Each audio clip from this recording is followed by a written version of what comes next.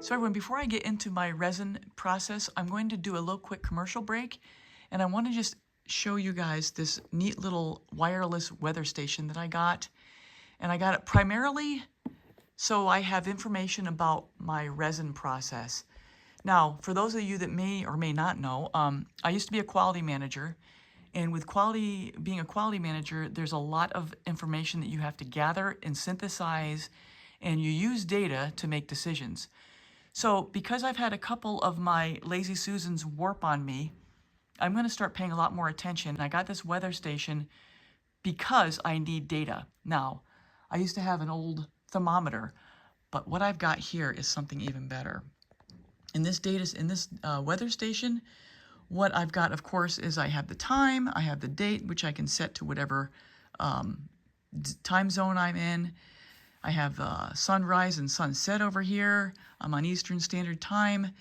And it has the forecast, and it also has the outside temperature. And I'll inset above here the little gadget that I put outside that monitors the temperature and the humidity. And I have the inside temperature and humidity. And I also have the barometric pressure, which I'm no expert on barometric pressure, but I know it's in mercury, and it tells you about what pressure, atmospheric pressure you have. I'm not too worried about that. What I'm primarily focusing on is temperature and humidity. And in this case, you can see that the temperature is on the rise because I do have my heater on to get it warmer in here, and my relative humidity is decreasing, and I wanted to get this down below 75, which before I started it was at 79 in here. So I've got the dehumidifier on, and I'm doing all of this to try to make sure I don't have a problem with the resin. Now, what else can I tell you about this? I'm just going to start collecting data and see how this works. Also, it comes with a neat pamphlet, and hopefully having more information will help me in how I create my pieces. So that's all for the commercial break for now, and I'll get back to the resining part. So I'm going to do a lot of voicing over because I do have the respirator on and I can't talk through that while I'm making a video. So I primarily use KS resin liquid stone, UV resistant, and in this case I mixed up 160 milliliters, 80 of the resin and 80 of the hardener mixed together for about 4 minutes as manufacturer instructions provide. So once I've got it mixed, I let it sit for a couple minutes just to let it settle and let some of the air bubbles evacuate to the surface. And then as you saw, I pour it out from the cup into the center of the Lazy Susan and then use this little silicone spatula to push it to the sides all the way around. And I'm going to speed up here. Just as a reminder, this Lazy Susan is going to be up for auction this Sunday, 11/3 at 1 p.m. Eastern Standard Time on Nate Bright's channel. I'll give you more information as we go. But this is my contribution to the hurricane relief efforts. So as you see, I did save some extra resin in the cup, and I always do this so that as I get to this part, I'm going to pour this along the edges, and then I'll be folding this over the sides. I'm going to fast forward again as you see what I'm doing. So hearkening back to the weather station and why I got it. Well, we all know that for resin, you want to have a warm environment for it to cure in. And I'm typically looking for over 75 degrees. And if it's not that warm, then I do put a heat lamp on top of my creation so I can get it to cure at the right temperature. The other thing is humidity. Now, I'd like to see it get to 70% or less. Certainly, the lower the humidity, the better. Now, with this weather station, I'll be able to track my data, in particular the humidity. That's the one I'm worried about. And I'll be able to see if on higher humidity days I end up with problems with warping and bowing. And that also applies to the painting process as well.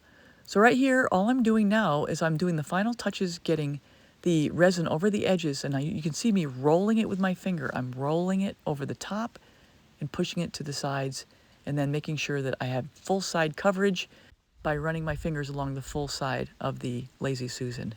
So yeah, I just keep going around here until I'm fully done. And I usually start at 12 o'clock and I work my way right around back to 12 o'clock. So I have my routine, so I know I don't miss any spots. And now the last thing you're going to see me do here is just run my finger along the bottom to make sure I get any of the drips up. So here I'm just going to torch it. I torch the top. You have to keep the torch moving. You don't want to burn your resin. So you keep it moving until you get all the air bubbles out as much as possible, and including the sides. You want to go around the back and the sides to get everything covered. And then I do this 3 times or so until I feel comfortable that I've gotten all the air bubbles out. Like I said, for the next 30 minutes or so, I babysit this, hit it with the heat torch probably at least 2 more times, and then finally tent it and put it to bed for the night. All right, everyone, I'm back for the removal of the tape and all the back. So this is where we are. This is the day after resining, and this is about 20 hours after resining. So now I'm going to get ready to remove everything off the back. I'll probably fast forward through some of this because you don't need to see every single step of the way. This is how I protected the back. Now, I'm going to cut it out. So I need a cleaner pull on the tape as I get ready to remove it. Now, this is just the way I do it. You may have a different way. And like I always say, whatever works for you is what you should do. Because everybody's going to have something slightly different to show. And I have learned a lot over the last 1.5 years or so of doing these. I have learned a lot. So one of the things I'm doing here is I'm just loosening up the tape.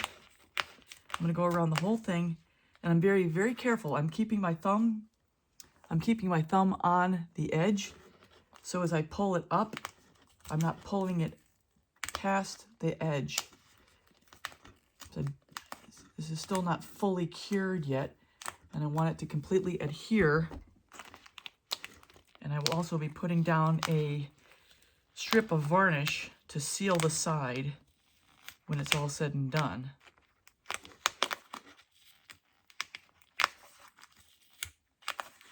But just like I do with my jars, I always loosen up the tape underneath prior to removing.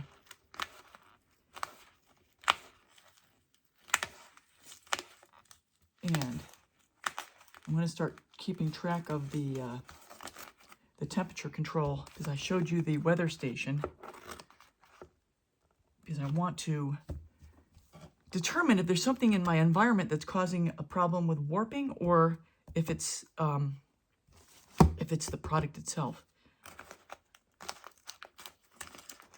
Okay, so I'm going to find an edge that I like. I'm going to start. Here's one that's already kind of ripping for me.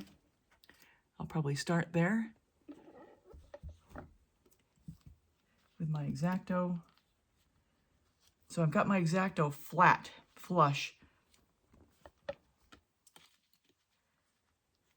I'm going to just pull it through like butter. I don't know if you can see that. I'm just following flatly along, going all the way around, and if I have any trouble at all, I'm going to use my heat gun that I have sitting over here.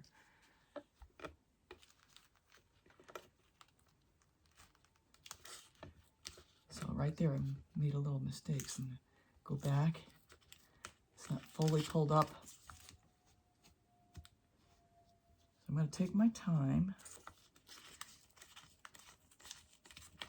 Oh, I never got all the way around. Ah, let's pull this up.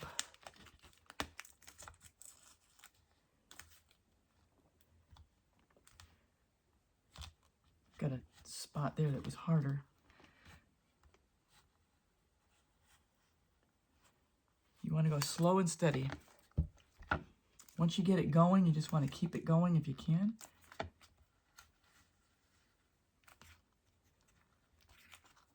I'm always nervous doing this.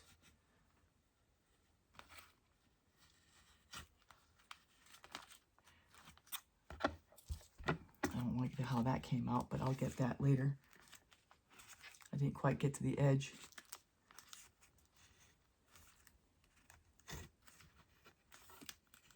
That just jumped right through that section.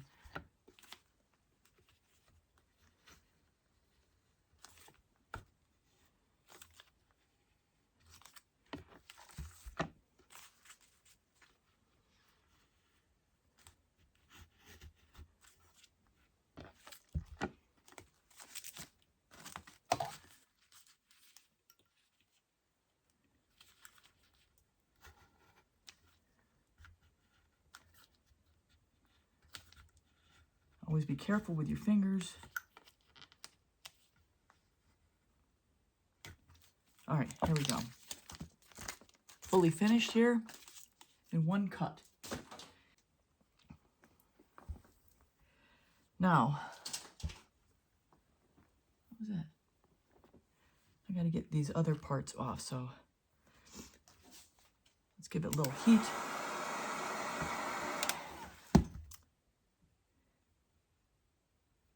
Notice how I'm pushing the knife through? I'm going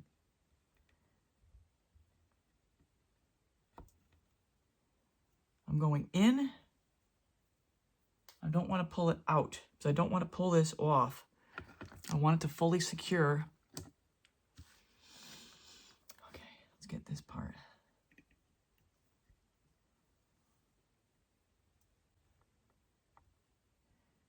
So I'm going to cut in, always in. I'm not pulling it out. I'm pushing in, in, in. I'm saying this mostly for my own focus. In, in, in. So when I pull it back, I'm pulling out, I'm not part of it. Now I'm getting to the edge. I'm going to pull this taut a little bit so it gets clean. Nice. Okay, so there's this.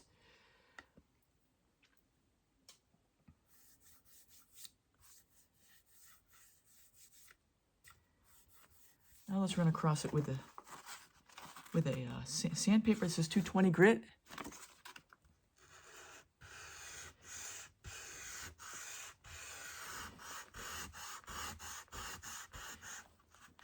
Get the sides smooth.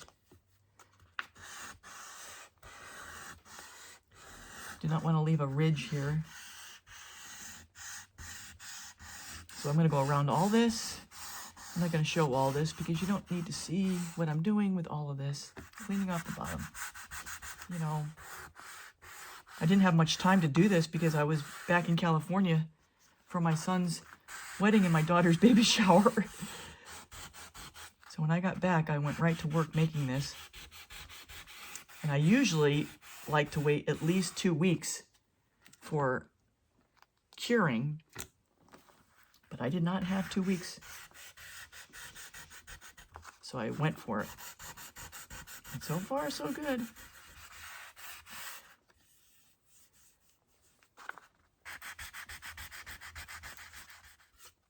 You want to keep your sandpaper as flat as possible on this edge.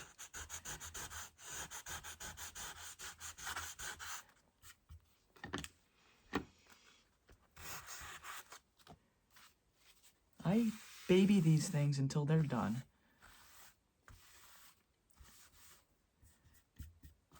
Until I'm satisfied with them. Okay, so now that I've got that, I'm going to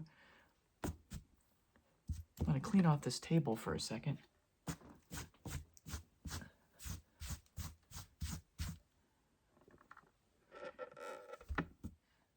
I'll be back. Okay, I'm going to use the satin. So what I'm going to do here, I'm going to go on fast forward. I'm going to use that little paintbrush and I'm going to apply some varnish to the edges around the Lazy Susan bottom. I'm going to go around the edges. So once again, I'm using the varnish like a glue, and it's a sealer. So right around where the bottom of the Lazy Susan connects to the resin, I'm varnishing it so that it stays secure, and there's a nice bond there. And as you see, as I'm going around, I'm also wiping up the sides in case any drips are going down the sides. I don't want to have the satin varnish on the Lazy Susan sides. All right, I think that's it. So I'm going to let this dry.